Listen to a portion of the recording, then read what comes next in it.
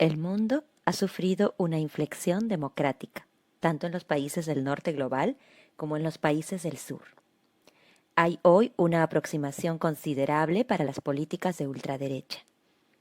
En este sentido, para comprender la realidad a través de la literatura, muchos comenzaron a releer 1984 y Rebelión en la Granja de George Orwell, La Naranja Mecánica de Anthony Burgess, Fahrenheit 451 de Ray Bradbury, o incluso, en la pandemia de COVID-19, releer La Peste de Albert Camus.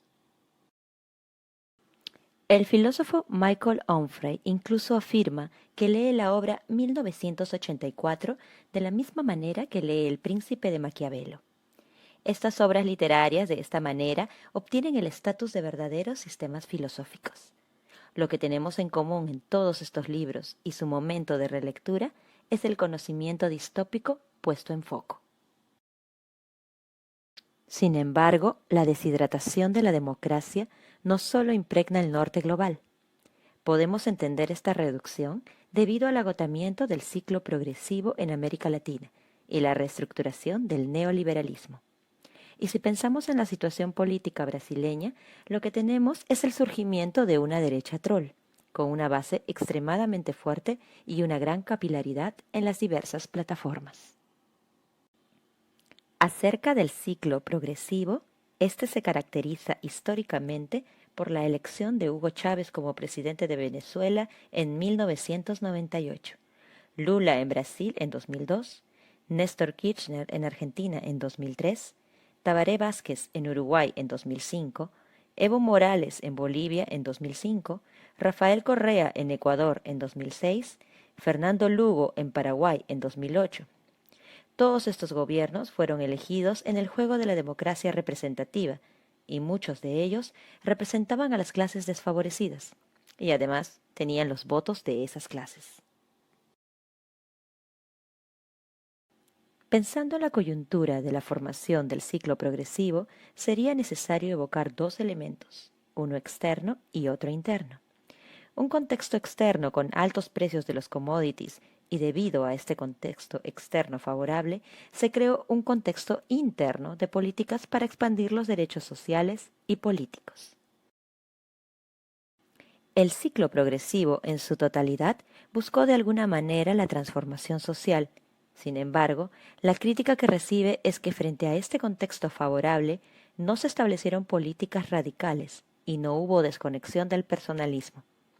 Ante estos dos elementos, tan pronto como se deshizo el momento apropiado, hubo una restauración de la derecha con la reanudación de elementos fuertemente neoliberales, políticos de austeridad y el desmantelamiento de las políticas públicas. El final del ciclo progresivo tiene como marco principal la victoria de Mauricio Macri en Argentina en 2015 y la destitución de Dilma Rousseff en Brasil en el 2016. En vista de estos eventos, su agotamiento y una minorización democrática comienzan ayudados y aplaudidos por la élite del Poder Judicial, por grupos de medios comerciales y también por religiosos conservadores. En Brasil, después del golpe de Estado de Dilma Rousseff, tenemos la mediocridad de Michel Temer y más tarde una ultraderecha troll brasileña, con la elección de Jair Bolsonaro. Por lo tanto, la política de la chacota se consolida y se convierte en un método. Ese aspecto troll de la política brasileña atraviesa el propio jefe de Estado con sus declaraciones de un humor brutal y sus lives. Olavo de Carvalho con sus cursos online. Sergio Moro es un troll de adhesión con sus tweets serviles al presidente.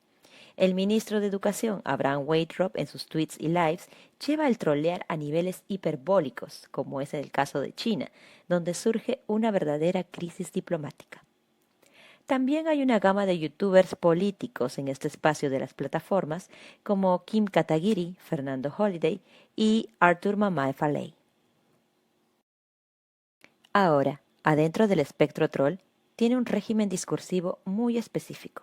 Por lo tanto, una primera distinción que debe hacerse es diferenciar al hipócrita del troll cínico.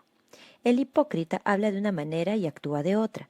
De esta manera, su inconsistencia podría desenmascararse mostrando la brecha entre el habla y la acción.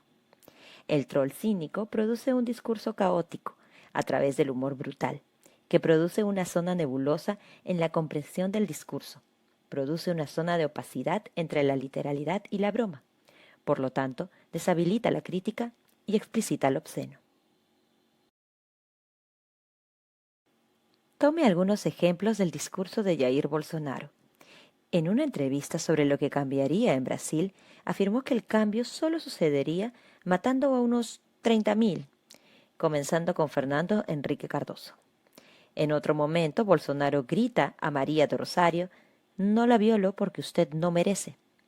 En medio de una pandemia donde es necesaria la cuarentena, afirma: «Quedarse en casa es una actitud cobarde». Este discurso tiene múltiples camadas y las principales son: 1. La literalidad y 2. La broma. En el primer ejemplo, podemos entender que Bolsonaro realmente propone matar al expresidente Fernando Henrique Cardoso o que es solo una broma, un chiste. La misma lógica podría aplicarse a las otras frases. Para pensar discursos que intentan neutralizar el troll, podríamos mencionar dos casos. 1. Los argumentos que intentan sostenerse a través del diálogo y la producción de la verdad, como la noción de razón comunicativa, por Jürgen Habermas. 2. Los argumentos correctivos y morales de las posiciones que implican la postura de lo políticamente correcto. Con respecto al primero, podemos señalar que el problema al tratar de evocar la filosofía de Habermas es que ella fue fundada en el periodo anterior a las fuerzas de las tecnologías digitales y el discurso troll. Para Habermas, la razón comunicativa no se basa en una pelea como en un ring virtual donde se necesita un knockdown perfumativo, sino en el elemento como la verdad, la validez, la inteligibilidad y además en la sinceridad de los participantes. Estos elementos son ajenos a las diversas guerras que se presentan en las plataformas. Auténtico, ya que revelaría que la política nunca funciona.